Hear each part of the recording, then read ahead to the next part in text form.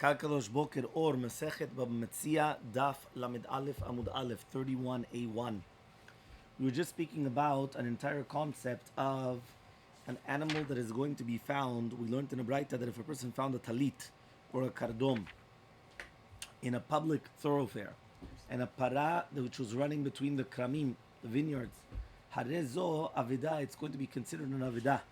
However, though, if he found the talit b'tzad gader or kardom b'tzad gader, if he found the talit or the kardom, the hammer beside the gader, upara roa ben akramim, in the para which is between the which is grazing between the vineyards, it's not considered an avida.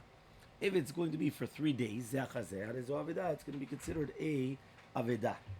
Ra'a main sheshotfinu bain, if he sees water coming, so he has to put a gader in front of it. So this is what we finished yesterday by bringing a proof that it's the same thing, that until 3 days it's not considered lost. After 3 days it is going to be considered lost. Another deen in Hashavat Avida, Amar Rava says, it says in the pasuk, V'chen ta'aseh lechol avedat achicha. This is what you're supposed to do to any avida of your brother. Lerabot avedat karka. This comes to include even giving back something which is lost of karka. What does that mean? If you see the field of your friend that is going to be destroyed, you're obligated to stop it being from destroyed. That could be a type of a tornado coming. It could be anything that could be coming, water, anything. So you have to try to stop so that way it doesn't get destroyed. That's called saving your friend's fields. Lechol avedat achicha. Elmaleh Rav Chananya l'Rava. Says Rav Chananya to Rabba. Tanya de Misailecha. I could bring a proof to you from a Braita. Ramaim sheshotrim marina. We just learned it. That if you see that water is coming, you could put like a wall in front of it, so that way it will stop the water from getting into the field. So says the Gemara, Elmaleh, comes to the answer is imishum ha. If it's going to be that Braita, let's say it's not a proof to me. Why? Hacham ma'iskin. What are we dealing with? B'deiko marin. In a case where I have tivua in the sadeh, and therefore the reason why you're obligated to put the wall is not because of the field, it's because of the tivua in the field. Meaning, you wanted to come and say that it also applies even to a field, to land, and not only just to a lost object, which is metaltalim. Here we're coming and say, no, there also was talking about that there was metaltalim inside. There was omarin, there was grains, there was sheaves of grain. And therefore that's why you're obligated to do that. So says the Gemara, omarin, if you're going to tell me that there's going to be a whole bunch of sheaves over there, so obviously, well, what's the chidush? So the answer is the Gemara, what are we dealing with? You have the omarin that they still need the ground a little bit, which means that they didn't reap them yet, and therefore it's still connected to the ground. So I would have thought to say, Kevin the tzricha, since they need the ground, ki gufa dara damyan, so therefore it's considered the ground, and therefore there's no chiyuv to watch over it, because we don't have a chiyuv to save karka from ifsed, and not like Rava. So he comes and he says, Kamash Malan comes to teach you, the Braita is saying that even though they're still connected, the fact that they're fitting to reap, so that's not considered a ground anymore, and therefore you're chayav to watch over it that it shouldn't get damaged. Okay, 2 dots. Matzah chamor para. Imagine a person comes and they find a chamor and a para which they're grazing on the path. So we said that it's not going to be considered that it's a chazakah that they're lost. But if you found the chamor and the kalim are opposite, like upside down, or you found the para which is running in the vineyard, so then it is considered lost. Says the Gemara, haguf akashya, that in itself is going to be a contradiction. Why? A question. Amarta, you came and you said, yeah, matzah chamor para roim baderech en zo aveda. That's what you said. You said you found the chamor or para in the path. It's not considered an aveda, right? Roim baderech hu de lo aveda. So if it's going to be roim baderech, it's not considered an aveda. Ha ratza baderech. But if it's running or it's grazing, right, ben akramim, havi aveda, it is considered an aveda. Which means if you find them grazing, so then it's not, okay? But if it's running on the path or it's grazing in the vineyard, it is considered lost. Let's see the Seifa. The Seifa says, chamor v'kelim afuchim. Only if you have a chamor and the kelim are upside down. Or the para, which is ratza ben akramim. Harezo aveda, this is an aveda. Ratza ben akramim, aveda. Only if it's going to be ratza ben akramim, but not ratza baderech. Yeah? So he says, ha ratza baderech, or roe ben akramim, not ratza ben akramim, it's not considered navida. So it's a stira between the reisha and the seifa of the Mishnah. What is considered lost? We said in the reisha that only if it's going to be grazing on the path, it's okay. Mashma, if it's ratza, which means running on the path, it's lost, right? But then when we came and we said in the seifa that if it's going to be ratza ben akramim, mashma that if it's roe ben akramim, which means grazing in the between the vineyard, it's not lost. So what's going on?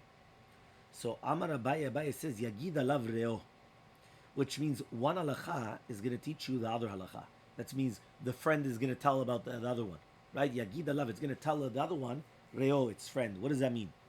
Tana ro'a baderech, we taught ro'a baderech that it's not considered navida. Vehu adin ro'a ben akramim. The same halacha will apply even if it's grazing between the kramim.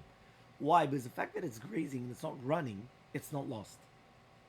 But Tana ratza ben akramim dav yavida, and the one taught that if it's going to be ratza ben akramim, that it is considered navida. Hu adin ratza baderech, meaning it doesn't matter where the venue, it depends what it's doing. If it's running, it's always considered lost. Doesn't matter whether it's going to be baderech or ben akramim. And if it's going to be grazing, it's not if it's running, it's always considered lost. And if it's grazing, it's not considered lost. Doesn't matter whether it's grazing baderech or ben akramim. So this was the shita of Abaye. Elmaleh Rava comes and he says, Yagid alav reo. If you're going to tell me now, Yagid alav reo, litne kilta. Why don't we just learn the kula, the chol sheken chamirta, and all the more so the chamur? What does that mean? If you're anyways telling me Yagid alav reo means that one should tell the other one. So therefore, tell me the lenient one. Which one? Translate by the thunder. The thunder will tell about it. It means Yov, in the context of the verse, this word means that the sound of the thunder will. Yeah, but it's how do you call this? It's euphemism. You understand? Meaning that it's going to tell you what's going on. Meaning that I only told you in one place, but it's going to tell you the other one. Just like the thunder tells you that there's going to be, about the lightning, right? So the same thing. Okay? So he comes and he says, he says over here, what is exactly the kula and what is the chumma? So he says, litni ratza baderech, teach me that it's running on the path, dav yaveda, and then kol sheken if it's ratza ben akramim. You understood? One more time. If you just told me that it's running on the path and it's considered lost object, kal vachomer, all the more so, kol sheken, if it's running ben akramim. Okay? Now, so therefore tell me the kal, and all the more so, it's going to be the stringency. Okay? Velitni, and teach me roe ben akramim, which means grazing in the vineyard, that it's not considered an avidah. So kol sheken roe baderech, that's not considered an avidah. That's the question of Rava. Meaning Rava says, if you're already telling me this concept of Yagid alav reo, so then just do the following. Just always give me the leniency, and then kol sheken, the stringency. So Elamar Rava, but rather Rava comes and he says, Ratza aratza la kashia, running on running. Here we have the aleph again, right? So the running on running, it's not considered a question. Why? Ha de'apa legabe davra, veha de'apa legabe mata. He comes and he says this. He says the two diukim anyway. You could actually say that we're talking about an animal that's running on the path is in a cheskat that it's going to be lost, and sometimes it's not going to be a cheskat and lost. You all depend on which direction is it turning, meaning is it facing. So he says the reish of the Mishnah that we wanted to say that if it's going to be running on the path, it's a cheskat avedah, is talking about where its face is the kivun of the sadeh outside of the city, and therefore in its running, it's actually distancing itself from its master, and therefore it's a chazakah that it's going to be lost. But the seifa, where we wanted to say that if it's going to be running, it's not considered lost. It means that its face is legabemata, is towards the city. So for the more that it's going to be running, it's running towards the city, and therefore there's not going to be a problem. Okay, ro'a namila kashya. Also, it's not a question running, right? Grazing onto grazing. He says why? He says namila kashya. It's not a question. Kan bavedat gufa, vekan bavedat karka. What does that mean? One of them we're talking about the animal, and one we're talking about the field. You remember we already mentioned that there's going to be a difference between the animal and the field. So Saki Ketani, when the Mishnah said that it's going to be Ru'a Baderech, that if it's going to be grazing on the path, it's not considered Navedah, and Ru'a Ben Akramim, it's mashma that it is considered lost, right? One more time. Grazing on the path, it's not considered lost. Grazing in the vineyard is considered lost. We're talking about Bavedat Karka. Why? Because we are going to come and suspect that it's going to damage the Kramim. So therefore, you're obligated to take it out of the Kramim, right? And you're not doing Ashavat Aveda on the animal. You're doing Ashavat Aveda on the Kramim, on the vineyard. Because it's going to damage the vineyard. And when we taught Ratza ben Akramim Aveda, that if it's running in between the vineyard, it's considered Naveda, Harruah ben Akramim lo Aveda, right? And we're talking about that if it's going to be grazing between the Kramim, it's not going to be an Aveda, but Avedat Kufa. We're talking about the animal in itself, right? So one more time, basically what we're trying to say is, what are we mityaches? Are we trying to be mityaches to the animal or to the vineyard, to the ground, to the karka? That's what we're trying to actually pay attention to. So he says, the ratza ben akramim, when we're talking about running, right, in between the vineyards, right, even though its face is, towards the city, misakva, right, he says it's going to be hurt by the thorns that are over there. And therefore it is considered lost. Veroah ben akramim, and therefore, but he says, but if it's only going to be roah, lo misakva, which means like this. When you have an animal running in between a vineyard, it's going to be hurt by all the different, it's going to be poked by all the different thorns that are there. But if it's just grazing, it's not going to be poked. So therefore, if I'm talking about only avedat gufa, which the body is talking about the para, meaning I'm not mityaches now to the vineyard. Forget about the vineyard. I'm only mityaches to the para. So in such a case, he says, if it's ratza, so I have to do a shavat avedah, it's considered lost. Why? Because it's going to get damaged, and therefore I have to save it. But if it's going to be ro'ah, which means it's only grazing, it's not going to get damaged, and therefore it's not considered lost. So the Gemara now is going to ask on these words of Rava. And the Gemara says like this, because remember, this is Elamar Rava. That Rava was the one that said that it's not a question on running and on grazing. Veruah ben Akramim. He says, if it's going to be grazing between the vineyards, Nehidelo Mesakva, it could be that it's not going to get hurt because of all the thorns. He says, typically, karka. Yeah, but you still have Davidat karka. Meaning, at the end of the day, it's going to ruin the karka. It's going to ruin the kramim, the kerem, the vineyard. Yeah? Why? Because many times when it grazes there, it destroys the vineyard. So answers the Gemara, bidekuti. The vineyard belonged to a goy. And therefore, you're not obligated to do a shavat avedah. And therefore, there was no obligation mitzad shavat avedah of the karka. There's only the obligation mitzad shavat avedah of the para, of the gufa. And therefore we said it all depends whether it's going to get damaged or not going to get damaged. That's what the Gemara says. So says the Gemara, v'teipu klei. So why don't we actually come and say, mishum avedat gufa de dilma katrula. Says 1 second. But maybe the kuti is going to find the animal and it's going to kill it. You find an animal that's grazing in your field. It's not your animal. You'll kill it. So therefore you have an obligation not because of a shavat avedah of the field. But since the field belongs to the kuti, so you're not obligated to come and give back a shavat avidah because of the field, right? Remember, this is not your animal, because if it's your animal grazing the kuti's thing, right? So that could be stealing. We're not talking about that. We're talking about that you found somebody else's animal in a field. So do you have to do a shavat avidah or not? So mitzad shavat avidah on the field, you're not obligated to, because since it belonged to the kuti, so you're not obligated. It's not the kuti's animal. No, because you just found an animal come grazing inside of the kuti's field. He comes inside. No. 1 second. So he comes and he finds an animal come inside the field. And he starts grazing. Now, it doesn't look like it belongs to the kuti, right? So therefore, what happens? You come and you say, is that considered lost or not? It's grazing. So therefore, I'm going to say, I'm not obligated to give it back because of the field, because of the kuti. But you still have a veda of the gufa of the body. Why do you have the veda of the body? Because he comes and he says, at the end of the day, maybe the kuti is going to come and kill the animal. So you have a shavat avedah of the animal. So answers the Gemara, be'atra de matru ve'hadar katru, which means we're talking about that they would always come and they would give a warning. right? And then they would come and they would kill it, which means they would never kill the animal without giving a warning. To who? Owner. To the owner, to the person, how do you call the guy, the watchman, the guardsman, the shepherd? Yeah, the shepherd. But basically, that's the concept, meaning that they wouldn't do that. Meaning, in certain places, before actually acting upon it, they have to give you a warning. They have to say, by the way, you should know, I'm armed.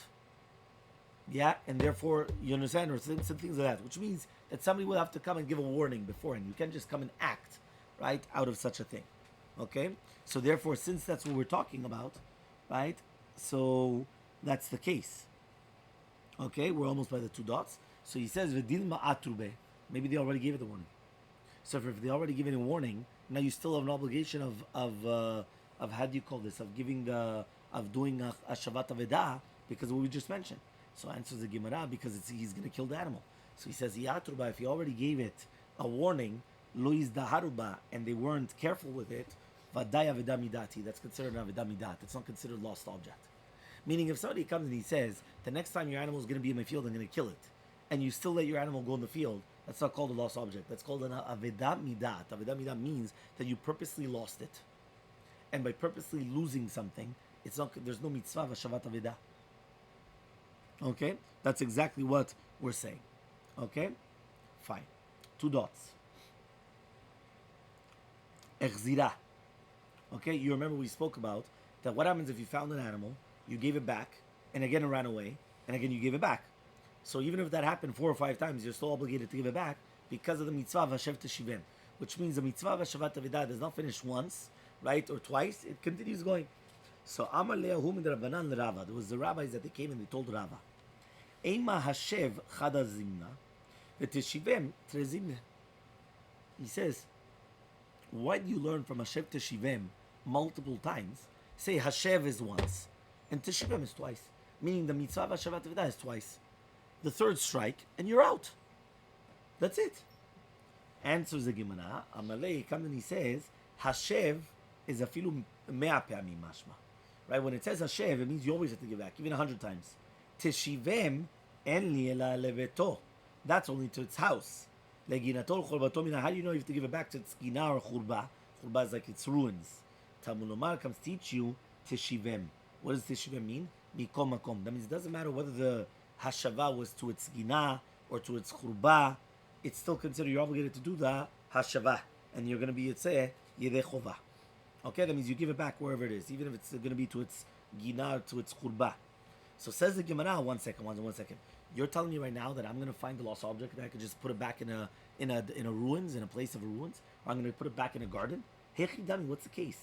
Idamintra, if it's going to be that it's watched over, right, that it's got shmira, so pshita, obviously, so then it's okay, you're right. If I put it in your garden, but in your garden you have a fence around it, so therefore obviously it's being watched over, so therefore there's no problem. But idolo mintra, if it's not going to be watched over, amar, why? Yeah, why am I permitted to come and to do that? So answers the Gemara, leolam really behemet, de mintra, it's watched over. And here we're trying to come and teach you, de lo ba'inan da'at ba'alim, that you do not need da'at ba'alim, that's what it means. It means that you don't need the owners to know that you gave it back. Like Rabbi Lazar, right? The Amar that he says, Akol tzechim da'at balim. Everything needs da'at balim, right? That means when you're going to give back, whether it's a geneva, gezela, something that you stole, all those things you do need da'at balim. Chutz me'ashavat aveda. Hashavat aveda, you don't need da'at balim. Why? Shatorah ribta shavot arbe, because the Torah said teshivem, and teshivem was coming to add many different hashavot, and therefore you don't need the balim to know that you gave it back. Meaning by everything else, you need to the Baalim know that you gave it back, right? Whether you're giving back the, or even, for example, you borrowed something, right? I borrowed something from the guy, so I have to let him know that I returned it. I put it in his field, and his field is locked, and it's got, doesn't matter. He needs dat Baalim. But Hashavat Aveda, you don't need dat Baalim. So says the Gemara, okay, Shaleach teshalach. We're talking about if you found the Kansipor. Right? Remember, this is Shiloh Haken. And you wanted to take the Betzim and the Frochim. Right? So it says over there, you have to send away the mother bird. Shaleach teshalach etayim. Ema, I would have said Shaleach is once, but Teshalach is twice. How do we know that it's even 100 times? Right? Because the Mishnah said that if it's going to be 4 or 5 times, just like it says over here by Shavat Avidah. She comes back. Yeah, you have the same mitzvah to continue doing it. So Amaleh, he comes and he says, Shaleach is 100 pamim mashma, is 100 times. Teshalach, en li ela lidvar reshut. I would have thought to say only for eating it, which is dvar reshut. Lidvar mitzvah minayin. How do we know that you're not allowed to come and take it, right? And you have to actually send away the mother bird, even if it's going to be for a mitzvah. Here it says, for example, tarata metzora, right, or other things as well that you need the 2 birds. So that's what we're talking about. That it's for a mitzvah. Tamulumar comes to teach you tishalach. Tishalach means mikol makom. Yeah, Amalehu midrabanan l'Rava. There was the rabbis, one of the rabbis that said to Rava, Ve'ima, why don't I say hocheach is 1 time, tochiach is 2 times, meaning that the mitzvah of tochacha is only twice. Hocheach once, tochiach et amitecha, right, your friend, it's going to be twice. Amalei says no. Hocheach is afilu 100 pamim, is mashma even 100 times. Tochiach is en li ela harav letalmid. It's only going to be the rabbi to the student. Talmid lo rav minay. How do we know that if the student is obligated to come and give tochacha to the rabbi? How do we know? Tamulomar hocheach tochiach mikom makom, in any situation, right? Which means, okay, here he says obviously that he has to say it in a tzura mechubedet. He's never allowed to give tochacha, right? Without, he can never say it in a lashon gnai, right? But the student is still obligated to give it to the master. The same thing with azov ta'azov. Azov ta'azov imo means that you have to help the balachamor, that if he has a heavy burden, you have to help him with it. So you have to help. This is how we Only if he's involved. What? He Yeah, has to help. yeah. Obviously, he's not just watching you and you do all the hard work, and he's putting his feet up in the air, smoking a cigar. Yeah. So azov ta'azov imo en li ela be'alav imo. Here he comes and he says this is only with the owners with it. Kishen ba'alav imo, but if the owners are not with it, for example, the owner is zaken or chole. Minayin, how do we know that you still have an obligation to come and to help out? So here, in any way, right, you still have to help him. Obviously, we're talking about, right, exactly, that he's too old or he's zaken or he's sick. So that's why he can't do it. But that's the only reason, because that's what it says over there in the Gemara, later on, Lamed Bet Amud Aleph, that if he's able to and he doesn't do it, so then you're not obligated to. It's only if he's able to. But here, he's force majeure. He's got an onus, so that's why he can't do it. Okay? Hakem takim imo. The same thing with hakem takim, which means again you have to pick up the animal. If the animal already fell, right? So here means that you have to actually not to pick it up, to how do you call it? To put the Raise up. to put it on it, to put it on the animal. How do you call it? To raise up. Okay, to raise up on the animal. So he comes and he says, yeah, just 1 second. En li ela be'alav imo. That's only with the masters with it. How do we know en be'alav imo minayin? Tamulomar hakem takim mikol makom. That's going to be in any case. We just were speaking about the entire concept of hakem takimimo, which means that you're going to pick up the animal. So he said en li ela be'alavimo. That's only if the owners are going to be with it. What about en be'alavimo? How do you know? Minayin tamulomar hakem takim mikol makom in any case. So says the Gemara, velama le lemichtav prika, velama le lemichtav tina. Why do I need to write both things, the unloading and loading of the animal? Why do you have to learn it? Well, learn one from the other. So answers the Gemara, tzricha, you need both. Why? Because if the Torah would have only written the obligation of prika, which is going to be the entire concept of the unloading, havamina, I would have thought to say it's because mishum dikatza balechaim b'zertzar balechaim v'yikach chesron kis, and it's also going to be chesron kis. Why? Because it could be that if he's not going to take it down, the animal will die, and then he's going to lose out on the animal completely. So there's 2 things. There's the animal suffering, and chesron kis, the lack of money, because it could be that the kaddish, the animal is going to go dead. Aval tina, but to do loading, the love tzar balechaimika, but there's no tzar balechaim there when he helps him to velo chesron kisika, and there's no chesron kis either. So Elmaleh, I would say that there's no obligation to come and to help your friend to start loading. The yashminan, and if you're going to come and tell me only the case of tina, which is loading, mishum de vischar, because usually the entire concept is that you get reward, you get money for the loading, because he's obligated to pay you for it, that you're doing the loading of the animal. That is the dat of some of the Tanaim, that you have to do it, that you actually get money for it, even though other people say that you have to do it for free. Right? Aval prika, but unloading, tevechinam, that it's going to be for free, Elmaleh, so you're not obligated to do it. So tzricha, that's why you need both dinim, the dinim of prika and tina, which means loading and unloading. So that's why you needed both. Okay? Fine. Says the Gemara, Ul Rabbi Shimon, According to Shitat Rabbi Shimon, that he says that Te'ina also has to be done bechinam. So I just told you that there's going to be a machloket to do with loading. Does loading have to be done for free, or you could actually receive a reward? Could you receive a payment for loading the animal? Unloading, for sure, is going to be done for free.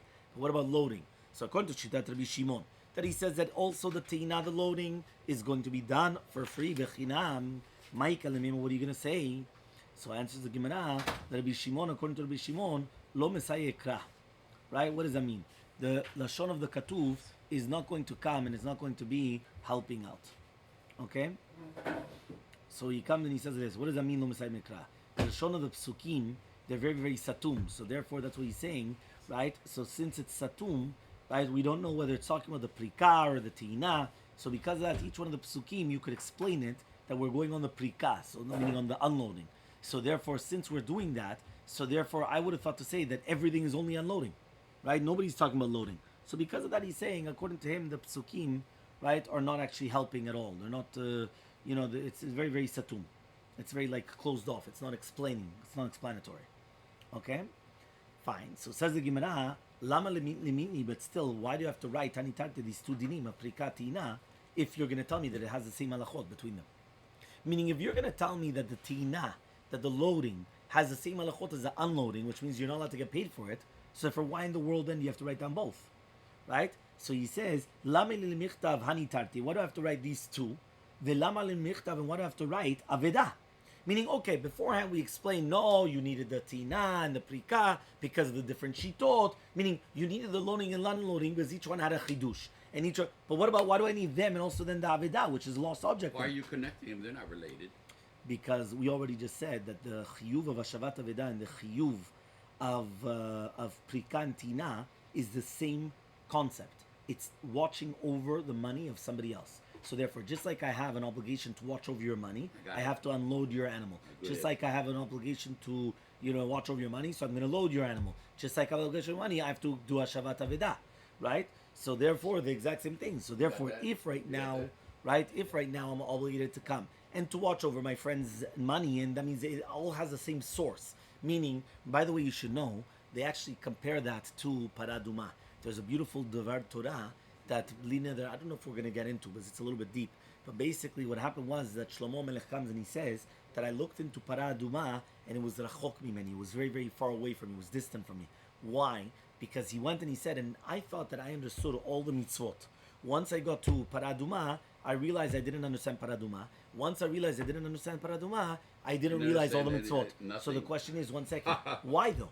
The mitzvot you could understand, right? Paraduma is a chok. So the reason why is because just like the mitzvot are in parallel, are in correlation to the 248 organs of the human body and the 365 sinus of the human body, they're all connected in some way and form, all the mitzvot are connected.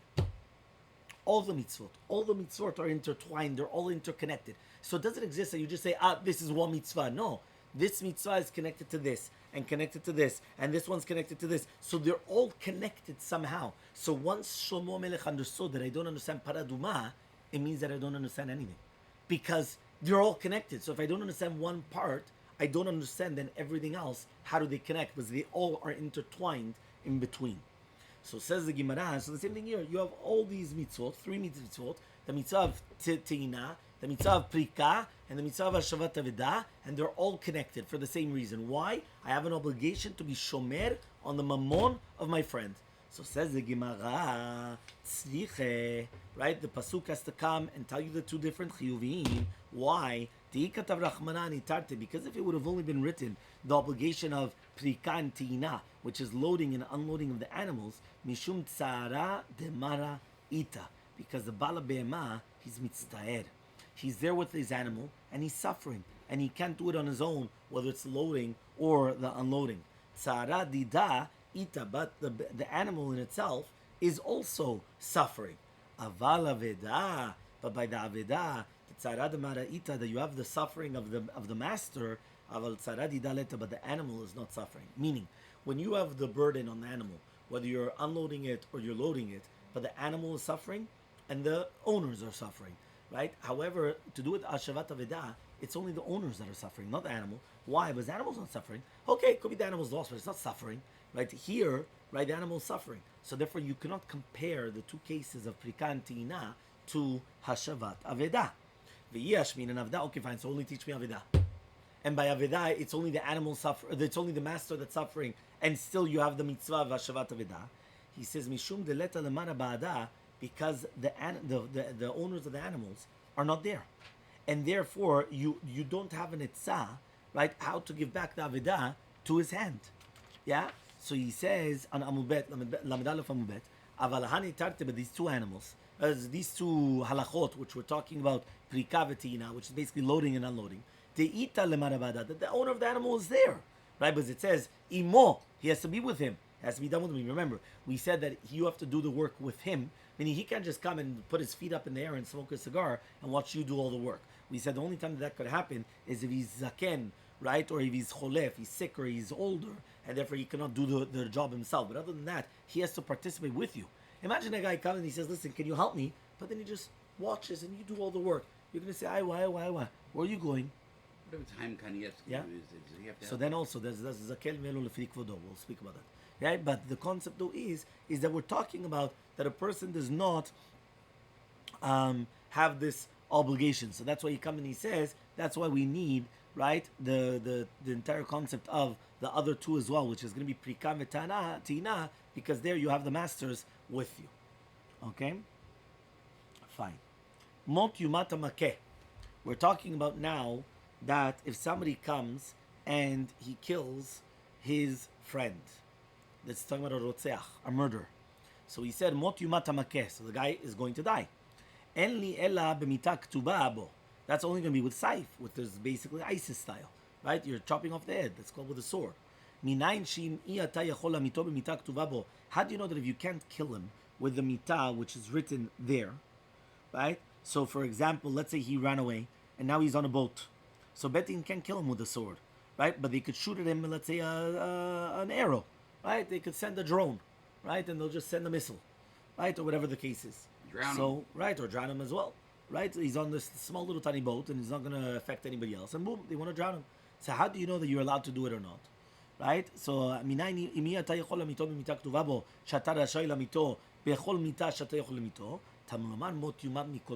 means that here we're learning that in any death possible, you give it to him. Okay? Now remember, the connection between all these things that we're talking about is all the double language. Right? Remember the double language, whether it's hake take, right? Azov ta'azov, right? All the double hashev teshivem, all these things are, why does in the Torah does it use a double expression? Okay, so here also it said, mot yumat, he shall surely die. So I remember my rabbi, one of my rabbanim in grade 10, right? They always say, who's surely here? Right? Well, surely, you should surely die. Well, surely die. Why is the Torah using a double expression? Die. Mot yumat. Right? Well, die. So obviously it's coming to teach you the extra language to teach you that you're going to kill him in any form of a death, which is possible. The same thing with all the other things, that each one was teaching you a certain form that we were learning. So the same thing is now going to be written to do with hake take. It says that when you have an ira nidachat, everyone remembers what an ira nidachat is? When you have an entire city that they do avodah zarah. So therefore, if it's an individual that does avodah zarah, what do you give him? You've got to those. They get it bad. They get burned maybe, or a skila. Skila. Yeah? Skila. They get sekila. That's for a regular person that does avodah zarah. They get sekila. Right? He's over avodah zarah. Get sekila. However, though, if it's an entire city, they don't get sekila. They get cherev. The entire cherev, the sword. The entire city gets killed by the sword. So he says over here like this. Right? Aketake, you have to actually kill them by the sword. Right? But it says over there, the ficharev, with the sword. So, enli ela ba'aka k'tuva kan. I only know that you could kill him with a sword. Right? Instead of sekila, which is usually sekila. How do you know that if you cannot kill them in the form which is written in the Torah, how do you know you could hit them in any form? Again, the same way that we said last time.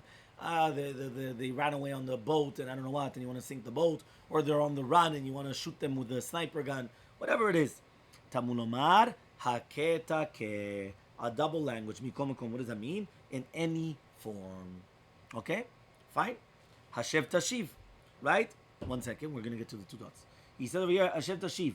What does it mean now? Hashev tashiv.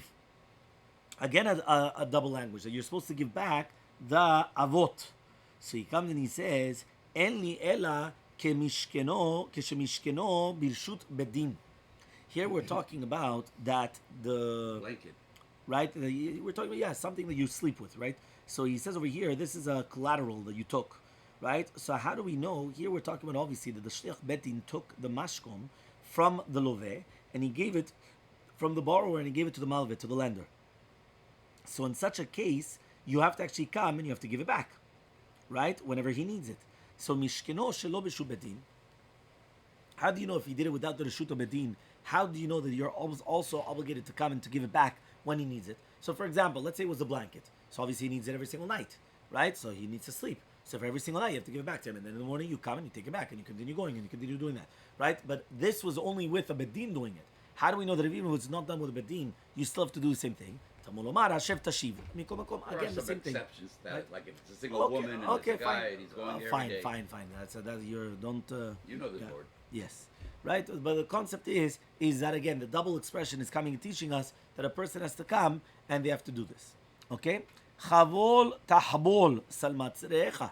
So you have to give back, right? Here we're talking about that if it was only written chavol once, so it's not the same thing, right? So here it's written chavol tahbol salmatrecha hashev teshivenu lo. So the Gemara is going to explain why does it say chavol tahbol or hashev tashiv, right? That basically is the same concept of giving back the simla, giving back the clothing. So en li ela mishkeno b'reshut bedin. Again, it's going to be with a reshut bedin. If it's going to be not reshut bedin, how do you know that it's the same halachot apply? They have to give it back. So he says chavol tachbol teshivenu lo. What does that mean? You have to give it back. So it's again in any way or form. So says the Gemara, vehani tre krae lamali. Why do I need two different psukim to do with giving back the mashkon?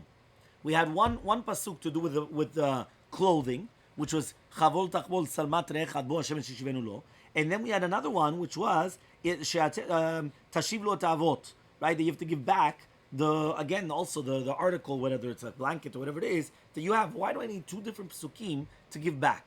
So answers the Gemara, chalek sut yom v'chalek sut laila. One of them was to do with a clothing that you wear during the daytime, and therefore if you took it as a mashkon, so you have to give it back during the daytime. One of the psukim is talking about a ksut laila, a ksut that you use at the nighttime. So therefore you have to give it back every single nighttime. So each one was teaching you that you have to give it back. Fine. Says the Gemara, next pasuk, fatoach tiftach. Right, you have to open up your hand to give tzedakah. En li ela la'aniye recha. That's only to the aniyim of your city. Aval la'aniye yiracher minayin. How do you know you have to open up your hands to aniyim of another city? Tamulomar patoach tiftach b'kol makom. In any case, you always have to open up, right, your hands. Right? Okay, fine. So that teaches you that even in another city. Naton titen. We're talking about you have to give, again, mitzvah tzedakah to people. Naton titen, double language. Eli ela matara merubah. That's only going to be a big present. Matara mu'etem. How do you know that even if you're going to give a small present, also you should give? Again, so that means one was talking about a big present and a small present. Right? Fine. Hanek taniklo. We're talking about now about an Eved Ivri. When an Eved Ivri goes free, so at the end of his service, so you should give him like a present. You should give him something, a compensation, right? A severance package, right? As they say. So this is called ha'anek ta'anik lo. Even nowadays, it's called ma'anak, ma'anakim, like a ma'anak. It's like a present, right? Ma'anak lechag, ma'anak lezeh. So he says here ha'anek ta'anik lo. He says en li ela shenitbarech bay biglalo manikim, lo nitbarech bay biglalo minayin. I would have only felt, listen, if he brought bracha to the house, so then you should give him a good present. But what happens if he didn't bring bracha to the house? Meaning you didn't recognize, you didn't see any real, okay, so he was working for you, but not, So how do you know? So any case, you should always give him a present when he's leaving. Rabbi Elazar ben Azariah, according to Rabbi Elazar ben Azariah, that he says, only if nitbarech bay biglalo manikin lo, lo nitbarech bay biglalo manikin lo, that bemet, just like what we said. According to Shita Rabbi Elazar ben Azariah, only if the house had a bracha because of him, you give him a present. If not, then you don't. So what do we have a double language of Tani? He was sick the majority of the time. Right? He was One second. So he says, so therefore, why do you have then the word Ta'anik? Why do you have a double language of Ha'anek, Ta'anik? Why do you have it? And so the Gemara, Dibrat Torah, Kelashom Adam. This sometimes we do actually say this. Sometimes we actually answer that the reason why we use a double expression is only because the Torah spoke in a language that sometimes people speak. Meaning sometimes people will use the word twice. Sometimes they'll come and they'll say something and they'll say it. So therefore the same thing, the Torah sometimes will come and use the same terminology, right, of human beings. Okay? Havet tavitenu, right? This is a mitzvah of halva'ah, that you have to give a loan to somebody which is a nitzrach, right? Somebody that's a needy. So havet tavitenu, you have to give him what he's lacking. We're talking about somebody that does not have money and he does not want to get tzedakah. And that's when the Torah comes and it says, Ten lo derech halva, give him a loan. Because since he doesn't want to take tzedakah, you're giving him a loan, and that's instead of the tzedakah. Okay? But what happens now if he does have money and he does not, right? And he does not want to be mitparnes mitzedakah, right? So that means, he says over here, meaning that, let's say, for example, he's got money, but he doesn't want to be mitparnes from his own money. He only wants to get parnasah from other people. So minayin, how do you know that you should give him an alava? Exist such people. 100%. So Talmud Lomar, it says in the pasuk, ta'avitenu. What is ta'avitenu? Mikol makom. Right? In any case, in any scenario. So as Gemara, That could require us to do that if a man's got money. Okay, that's another question, but the Torah is telling you, okay, ta'avitenu, that you should, right? You should give it to him. Wow. So the Gemara is going to ask, Rabbi Shimon de Amar, yesh lo any kakarot ta'avitenu lamali. Well, one second, but it's a machloket, because the first shita, which this sounds like Tanakama, because it doesn't actually say any name. So this shita is saying no, that even if he doesn't want to get parnasah and he's going to start doing ta'aniyot and I don't know what, so you're obligated to come and you're obligated to do this. But the question is, according to Rabbi Shimon, that you're not obligated to give this, to give him the money, the halva. So why do you need the pasuk then? Tavitenu, same thing. Sometimes the Torah will speak like the language of human beings, and therefore whenever we're actually coming and we're saying that Dibra Torah Kal Adam, sometimes we'll use a double expression. Okay? Fine. So therefore we're almost to the two dots. He says over here. No. Okay. Tosfos says that he doesn't lack it. So on the bottom of Lamed Aleph from Bet 31b, the two dots, it says Hayab Batel Minasela. Imagine right now, in order to do Hashavat Avedah, we said in the Mishnah, he was stopping from doing a melacha that cost him 1 sela. So therefore, which is basically a salary, right? Whatever it is, a coin. So lo yomar lo, he can't tell him, tell ni sela, give me a sela. Ela noten lo scharo kepoel, but rather he gives him the cheaper, meaning like this. Imagine the guy's a lawyer. He's making $250 an hour. And now he had to do a Shabbat Avedah, so he took an hour. So now he's going to come to the guy and he's going to say, listen, I just give you back your object, but you have to give me $250 because that's what I just lost, right? He said, no, watchman. Exactly. I give you the cheapest rate of a watchman. Cucumber watchman. Yes, exactly. That's the Gemara says that many times, right? Which is basically schar of a poel batel. So says the Gemara, Tana, we learned in the Braita, notel lo scharo ke poel batel. We already said that you give him the schar of a poel batel, right? So my poel batel, Amar Abaye says ke poel batel shelota melacha dvelta mina. No, he says the poel batel of that melacha which he's doing. So therefore, basically, you're alleviating him from the hard work. So therefore, but you give it to him like a schar poel batel of that. So for example, let's say, like we said before, a lawyer is getting $250, right? These are the cheap ones, right? We're talking about right, or $400 or whatever it is of an hour, right? But we're talking about when it's going to be a poel batel. But now you're going to tell him, listen, you're still a lawyer, but right now you're not going to be working. You're actually sitting. So how much do you get? So you're not going to give him $15, but you still give him instead of $250, you're going to give him, let's say, $100, right? Or whatever it is, yeah. So okay. So one thing. So he says. So that's what's happening. So says the two dots in the Mishnah. So that's what we just said. So actually, here we're not talking about the cucumber watchman. We're actually talking about the sachar which he's willing to get of that work. I missed it. We're not going to encourage people to do Hashavat Avodah. Says the Gemara, two dots on the bottom of Lamed Aleph from Bet. Im yesh sham betin.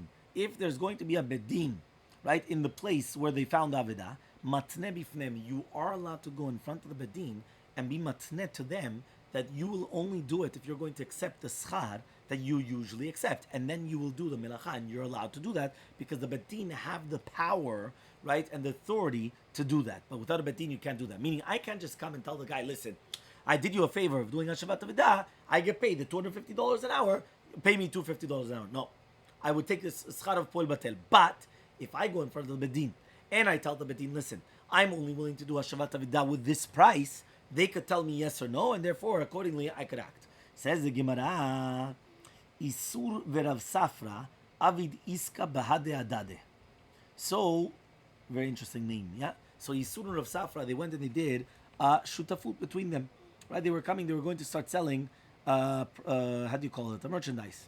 So Azal Rav Safra palagle, so went to Rav Safra, and he went and he divided the schora, right? And he took his chelek, below dated Isur, without the knowledge of Isur. That means Isur did not know what was going on. Now we know that they're not supposed to divide a partnership, right, without both of them there. Because then they're actually both present at the time. Be'ape betre, right, in front of two different people, right, in order that there shouldn't be any suspicions, right? And then when Isur found out about it, he started saying, "No, what's going on here?" He says, "I don't think it's proper what they did." So Atala kamed Rabbi Ravuna, they came in front of Rabbi Ravuna. Amarle, and Rabbi Ravuna went and he said to Rav Safra, "Zil aiti tlata, go bring 3 people to palakt kamayu, that you did it in front of them, right? Inami, or that means you need 3 people. You can't do it in front of 2 people. You need 3 people, right? Inami, or right, trei migotrata, 2 out of 3, right? That you actually did it, but they know that it was done in front of 3 people, right? Ve'inami, or also tres sade, 2 witnesses, the palak tlata, that you did it in front of 3 people. So basically, in all these cases, that you always need 3. That's the concept, okay? So Amaleh, sort of Safra comes and he tells Rabbi Ravuna, Menalacha, how do you know this? That it has to be done in front of 3 people. Amaleh, he comes and he says, the Tanam, as we learned in the Mishnah, Im yesham betin, right? If you have betin, which is going to be 3 people, matne bifnehem. You're going to be matne in front of them, which is a betin, which is the 3 of them. Im encham betin, who are you going to do it? He says, Shalot kodem, your work comes first, right? Which means, meikar adin, I cannot be mechayev the bala aveda to pay, right, for the guy that come for doing this work, right? And therefore, if there's no betting, you can't do that. So therefore, just like the betting is going to be always of 3 people, so to here it has to be 3 people, right? So whenever you're going to do a chalukat, a division of properties or whatever it is, merchandise, whatever it is, you always need 3 people. So says Rav Safra, Amar Lei, he comes and he tells him, Midami, can you compare both cases? Chalukat shutafim to Motzei Aveda? Meaning, they learned from Motzei Aveda that just like you have to go in front of a Bedin and do this, so too, if you're going to divide properties of a partnership, this is the way you make a division of properties. So Rav Safra's right? 2-person thing One is second. no good. One second. So he comes and he says, Midami, can you compare both cases? Hatam, temapik mimona mehai, umotev lehai ba'inan bedin. Over the case of the of the Motzei Aveda, of the finding of the Aveda, you're taking away money from the Bala Aveda and you're giving it to the finder, to the one that found it. So there you need a bet din. Why? Because you're taking out money from one person and you're putting it somewhere else. Hechal here, dideh shakli, he says, it's not dideh, it's not his, meaning we both have a 50-50 partnership in this whatever merchandise or whatever it is that it is. So gilui minta be'alma, it's a gilui minta, which means at the end of the day we're just being mevarer whose it is. So bitre sagile, so even with 2 people it should be enough. And then he even brings a raya. Teida, you should know, right? Many times whenever the Gemara or the Tosafot says Teida, you should know, it's like a proof. So Teida, you should know, the Taram, as we learned in the Mishnah and Ketubot, Almana mocheret shelo bifnei bedin. An almana, right, that she comes and she brought into the property, she was mitparnes from the nechasim of the Baal, she could sell the nechasim of the Baal not in front of a betin. So it comes out that when a person comes and he has a portion in properties or whatever it is, he's actually allowed to come and to take a chelek, right, even without a bedin. You don't need a bedin. So Amalei Abaye says, what are you talking about? He says, Velav mi itman Allah, that's not a proof. He says it was already stated, Amar of Yosef bar Menyumin and Nimr Nachman, Almana ena tzricha bedin shel mumchin, aval tzricha bedin shel adiotot. Meaning, we just came and we wanted to bring a proof. His proof, meaning Rav Safra wanted to bring a proof that, listen, you don't need a bedin. What's a proof? An almana. This is not true. There, you don't need an almana. The almana case, you don't need a betin of what's called mumachin, which means experts, but you still need a betin. So therefore, don't come and bring me a proof from almana. Because almana, you also need a betin. You need 3 people. So the same thing over here, which means that at the end of the day, we disprove this proof. He wanted to say that over there you're taking away money from one person and putting it by somebody else, and over here you're just dividing and he wanted to bring a proof from Almanah. That's not true. Even on Almanah, you also still need a bedin. You don't need a bedin of mumchim, but you still need a bedin of hedyotot, and because of that, that's why you still need it. If I remember correctly, I think there was even a story of the Chavetz Chaim, that basically what happened is that the Chavetz Chaim's wife went and she bought. What happened was he went and he didn't want to eat, and she kept on telling him and eat, and he didn't want to eat, and finally he went and he said, I'm not sure, I'm not allowed to eat this. So she said, why not? He says, tell me what happened with this fish. So she went in and she said, it was very, very simple. My neighbor came and she told me, buy fish in the market, right? And we're going to divide it. So we bought the fish and we divided it. So I went, I bought it, and I divided it, but I didn't divide it in front of anybody. Because of that, he didn't eat it. Okay. So the same concept, basically, that whenever you're going to come, you're going to divide something, it should be done either in front of the guy, obviously, right? Or if not in front of the guy, so then it had to be in front of a type of a bedin. It doesn't have to be a bedin. It could be 3 people, but it has to be in front of 3 people. Have a wonderful day, everyone.